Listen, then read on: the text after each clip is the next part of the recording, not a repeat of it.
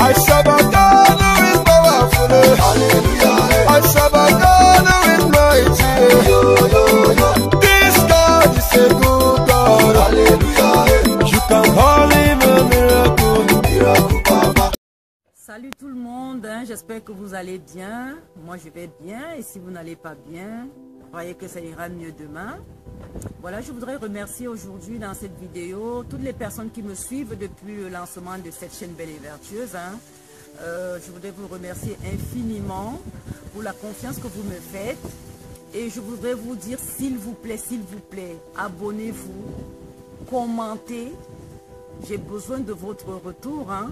Commentez, même si on n'a pas le même avis, un commentaire c'est un commentaire. Si vous n'êtes pas d'accord sur quelque chose, si vous êtes d'accord, dites-le. Dites-moi ce que vous souhaitez voir. Hein.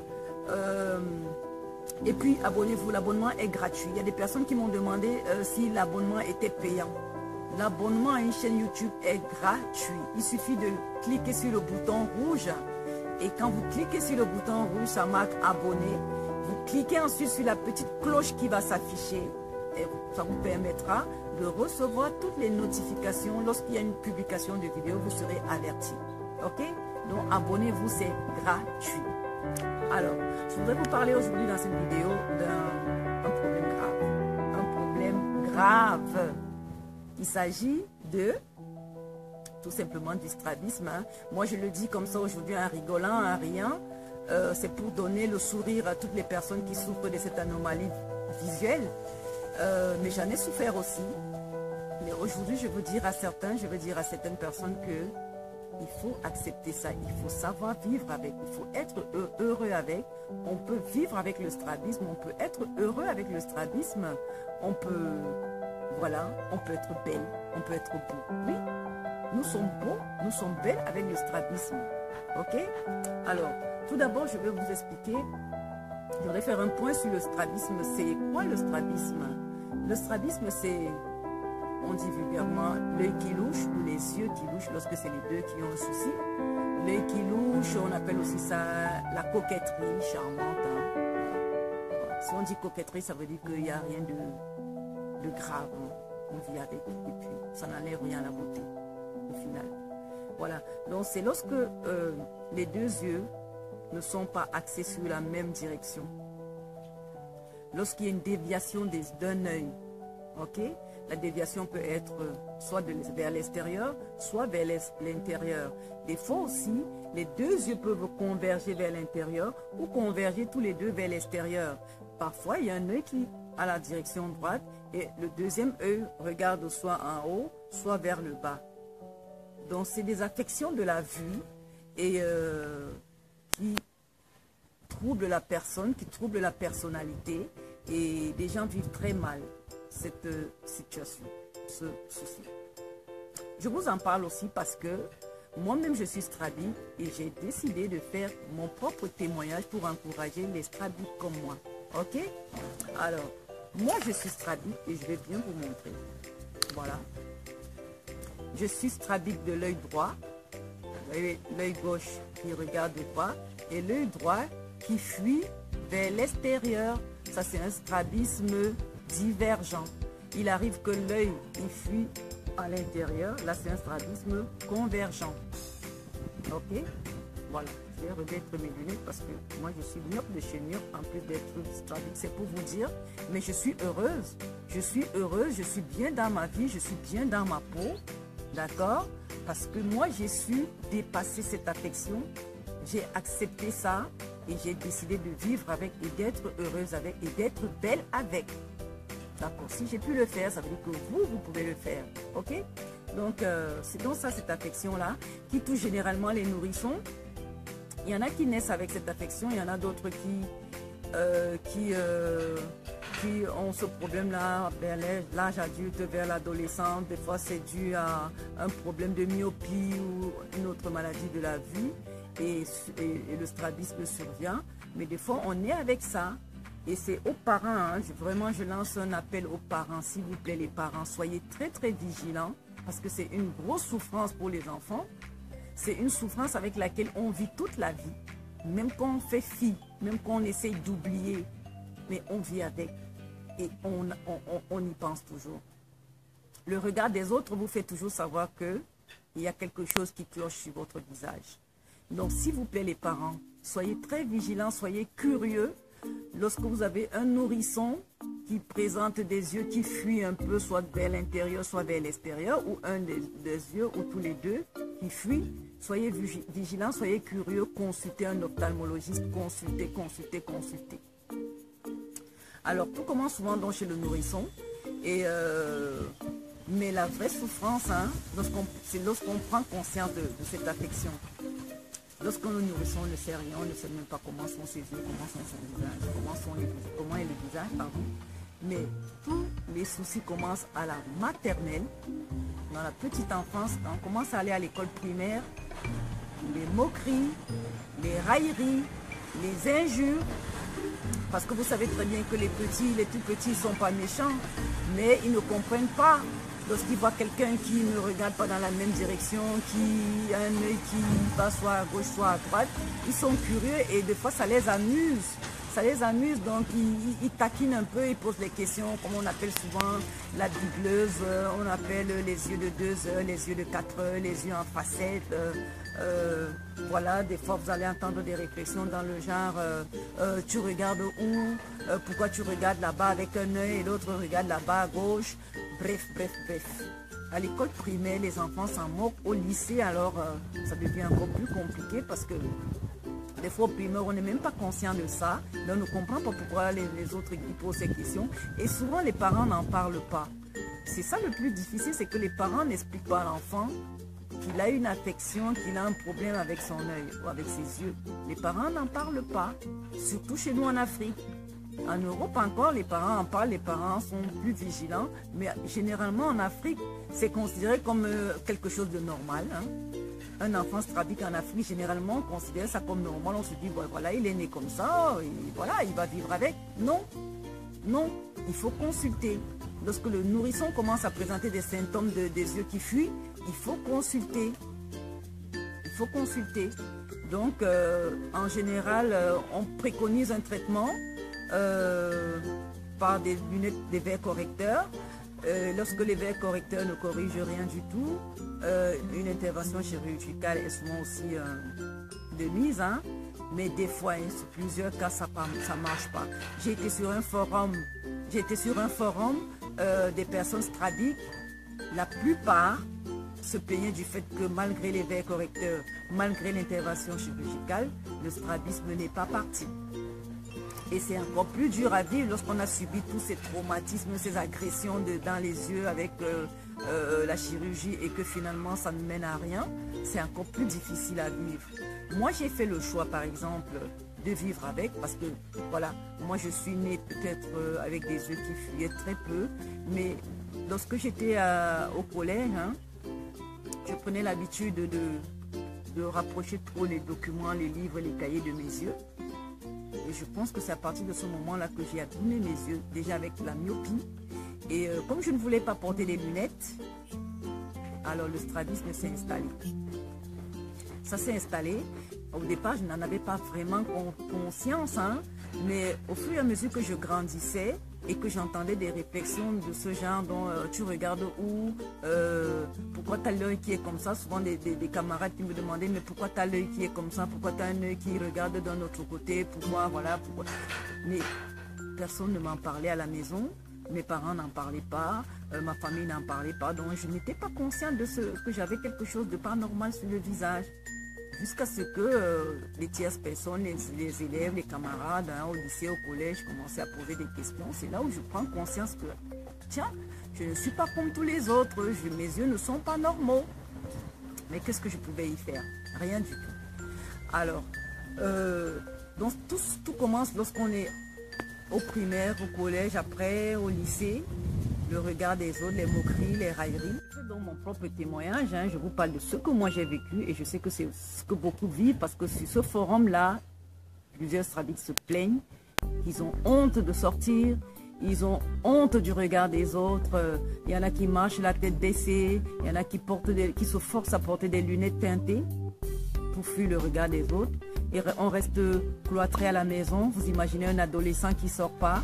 un adolescent qui s'isole hein, parce que il a peur, il a honte du regard des autres, il a honte des réflexions, il a honte des moqueries. Il ne sort plus. L'adolescent ne s'amuse plus, l'adolescent ne va plus vers les autres, il ne joue plus, il ne rigole plus, il se renferme sur lui-même, il se replie sur lui-même. Et quand ça s'ajoute encore au trouble de la puberté, alors là c'est catastrophique. Parce que déjà la puberté, avec les problèmes de boutons, d'acné et tout ça, on est un peu bouleversé. Donc quand ça s'ajoute au strabisme, c'est encore pire. C'est encore pire. Alors quand arrivent alors les premiers émois des adolescents, les petits flirts et tout, hein, vous connaissez tout cet âge-là. On va avoir un petit copain, lorsqu'on va dans les booms et tout, et que personne ne nous regarde. Ah oui, c'est ça la réalité. Lorsqu'on va dans les booms, lorsqu'on va dans les balles hein, et que personne ne nous regarde, si on est une fille, aucun garçon ne nous regarde. Hein. Si on est un garçon, aucune fille ne vient vers nous. Pourquoi? Juste parce que on n'a pas les yeux comme tout le monde, on n'a pas le visage comme tout le monde, on n'est pas joli, on va dire les choses comme ça, on n'est pas joli, on n'est pas belle, on n'est pas beau. Donc du coup, les autres petits garçons sont sollicités par les filles et les autres filles sont sollicitées par les garçons. Et qu'est-ce que les adolescents strabiques font? Ils sont là, isolés dans leur coin, ils se morfondent. Du coup, on décide quoi? On ne va plus dans les booms, on ne va plus en boîte, on ne va plus danser, on ne sort plus. Et on fait juste école-maison, école-maison. On se prive de toutes les activités extérieures parce qu'on ne veut plus être en public, on ne veut plus apparaître en public. C'est très difficile. Et on grandit comme ça, on devient timide. Parce que lorsqu'on s'isole, lorsqu'on a honte, lorsqu'on a peur de l'extérieur, on s'enferme, on se renferme, on se replie. Ça forge la timidité. On devient timide. Et on devient aigri. Parce que voilà, on est aigri, on en veut à tout le monde, des fois on en veut même à ses parents, on en veut à la société qui nous juge, qui nous... Voilà. Et c'est assez difficile à vivre. Et quand on arrive alors à l'âge adulte, hein, on va dire à partir, comme je regardais dans les témoignages de ces personnes, à partir de 23 ans, 25 ans, lorsqu'on a un flirt, on a un petit ami ou une petite amie, ou alors lorsqu'on en a besoin, lorsqu'on en ressent le besoin, c'est aussi difficile. On ne se fait pas draguer. Les strabiques disent qu'ils ne se font pas draguer. Il n'y a personne pour leur faire la cour à ces jeunes filles-là qui sont malgré tout jolies, intelligentes, coquettes, mais les garçons les fuient, les jeunes hommes les fuient. Et quand les garçons, hein, les filles les évitent aussi. Hein. Les filles les évitent, bien qu'ils aient des beaux yeux bleus, bruns, verts, mais les filles ne les calculent pas. Et vice-versa, les garçons aussi ne calculent pas les filles strabiques. Parce qu'ils estiment que c'est moche, c'est bizarre, ça fait honte hein, de marcher, de sortir avec une fille qui a un œil qui fuit, ou les deux yeux qui fuient, sortir avec un garçon qui a un œil ou deux yeux qui fuient, ça fait honte, que vont penser les gens, que vont penser ma famille, que vont penser mes copains, mes copines, on va se moquer de moi. Donc ça fait honte, ça fait honte. Donc, il y a même aussi, plus loin encore, il y a des métiers, il y a des professions où on n'accepte pas les personnes strabiques parce que certains métiers où on prône l'image de la personne, là où on prône le culte du physique, on ne peut pas travailler dans ce genre d'entreprise, on ne peut pas faire ce genre de boulot-là. On ne peut pas être à la vitrine d'une entreprise. Par exemple, j'ai entendu une fille dans ce forum dire qu'elle voulait être hôtesse de l'air, mais on lui a refusé l'accès à ce métier à cause de ce strabisme. Elle n'a pas pu exercer le métier qu'elle voulait. Il y a des filles, des métiers comme l'événementiel, où on n'accepte pas les personnes strabiques. Il y a plein d'autres métiers comme ça, où les personnes strabiques ne sont pas acceptées, il faut le dire. Hein. Et c'est dommage, parce que derrière ce strabisme, il y a quelque chose dans la tête, beaucoup dans la tête. Et il y a une personnalité, il y a du caractère, il y a de l'empathie, il y a de la gentillesse, il y a de l'aimabilité. Moi j'ai appris à vivre avec ça. Lorsque j'ai pris conscience de ça, je me suis dit, strabisme, tu ne vas pas me bouffer la vie, tu ne vas pas me gâcher la vie. Et surtout que je me rendais compte, je parle de mon cas personnel, hein, lorsque j'étais étudiante et que je commençais à avoir les premiers flirts et tout, le premier copain. Et lorsqu'un garçon me disait que j'étais belle, je me disais, mais il n'est pas normal. Mais il n'est pas normal. Mais lorsqu'un garçon venait me faire la cour, mais ça m'énervait parce que je me disais, mais qu'est-ce qu'il cherche, qu'est-ce qu'il veut? Je ne suis pas jolie, mais va voir d'autres filles qui sont jolies. Et je ne comprenais pas, j'estimais qu'il en fait, il se foutait de ma gueule. Mais non, il se foutait pas de ma gueule. Mais c'était dans ma tête que je me disais ça, je me faisais des idées, je me faisais des films comme quoi je suis moche, je suis bizarre, je suis laide et tout ça à cause de ces yeux-là. Et pourtant, eux, ils ne voyaient pas ça comme ça. Donc généralement, c'est nous-mêmes le problème. On est plus dur avec nous que l'extérieur n'est dur avec nous. On se juge durement, on est très très très dur, on a un jugement très très très dur envers nous-mêmes. Et ce qui fait que, même lorsque notre entourage nous dit que non, ça ne se voit pas, tu es jolie malgré ça, tu es beau malgré ça, on n'y croit pas du tout. On n'y croit pas du tout. On reste dans notre délit, dans notre, voilà, dans notre film, hein, comme quoi, voilà, on ne peut pas être beau et on ne peut pas être bel étant strabique. C'est faux. C'est très faux. On peut être très beau, on peut être très belle, intelligent, cultivé, raffiné, aimable, hein, malgré le strabisme. Oui, je prends mon cas. Et il y a plusieurs personnes qui sont strabiques, qui sont très intelligentes, qui sont brillantes, qui sont très dynamiques, très actifs dans la société parce qu'ils ont décidé un jour de dire stop au strabisme. Ils se sont regardés dans le miroir, ils ont dit je suis beau, je suis strabique et je suis beau, je suis strabique et je suis belle, je vais vivre avec. Parce que lorsque je regarde dans mon entourage, je vois des personnes qui sont aveugles, qui n'ont pas de jambes, qui ont été amputées de leurs bras, de leurs jambes, des personnes qui sont complètement aveugles, hein, et que je me dis, waouh, moi j'ai quand même mes deux yeux. Il y a pire que moi, il y a pire que le strabisme. À partir de là, je me dis, mais pourquoi est-ce que je me gâche la vie? Pourquoi je me laisse pourrir la vie par ce truc? Alors qu'il y a des personnes qui sont aveugles, mais qui sont heureuses. Des personnes qui sont handicapées des deux bras, des deux jambes, mais qui sont heureuses. Mais pourquoi est-ce que moi je me gâche la vie? Et je prends la décision, je vais vivre avec, je vais être belle avec, je vais foncer, je vais être beau avec ça, et je vis avec. Et lorsque je me rends compte que les hommes viennent vers moi, et je ne vous dis pas, hein, moi lorsque je me faisais draguer, lorsque j'étais étudiante et tout, c'était toujours des garçons canons. C'était des garçons canons. Pourquoi? Parce que j'avais pris la décision, je m'étais dit, je suis belle. Et à partir du moment où je me dis, je suis belle, eh ben, je m'ouvre aux autres. Je m'ouvre aux autres, je laisse les autres venir vers moi. J'accepte que les autres viennent vers moi. J'accepte et je crois ce que les autres me disent. Quand les hommes me disent, tu es belle, je me dis, c'est vrai. Je ne dis plus non. J'accepte parce que moi-même, je me suis dit, je suis belle. À partir du moment où tu te dis, je suis belle, je suis beau avec ça, et bien lorsque les autres vont te le dire, tu vas le croire et tu vas mieux le vivre. D'accord? Donc, voilà, il faut accepter, hein, il y a des gens qui sont là pour nous aimer, les gens nous aiment comme nous sommes, nos familles nous aiment, nos amis nous aiment. Arrêtons de nous juger durement, arrêtons d'être durs avec nous-mêmes. Faisons des activités, il faut faire le choix de faire des activités où on se montre en public, ouais, il faut assumer. À partir du moment où on prend la décision de vivre avec, donc se dit je suis belle, je suis beau, il faut sortir, il faut se pouponner, même si les yeux fuient, mais il y a la bouche. Te maquilles, si tu es une fille, tu te maquilles, tu fais une belle bouche, tu fais de beaux sourcils, tu mets tes sourcils, tes yeux en valeur avec de beaux sourcils, avec une belle bouche, avec du blush, voilà, tu te coiffes bien, et voilà, on ne voit plus les yeux. Tu mets tes atouts en valeur, tout le reste de ton corps, tu mets tes valeurs, oui, les valeurs intérieures, les valeurs intrinsèques. Ta personnalité, ce que tu es à l'intérieur, et bien tu fais ressortir ça pour que les gens voient que derrière ce strabisme, il y a une personne de valeur, il y a une belle personne, il y a une personne gentille, aimable, une personne sociable, une personne qui aime, une personne tendre, une personne intelligente. Que les gens ne s'arrêtent plus sur les yeux, sur le strabisme. Ok? Donc voilà, il faut faire ressortir la personne que tu es de l'intérieur et que ça se voit et que les gens découvrent ça. Il faut faire des activités, il faut rentrer dans des forums. Au début, pour commencer à s'assumer, il faut aussi s'inscrire dans des forums de discussion, des personnes qui ont le même problème. Ça va vous encourager, ça va vous booster, ça va vous faire, vous rendrez compte que vous n'êtes pas seul. Non, vous n'êtes pas seul.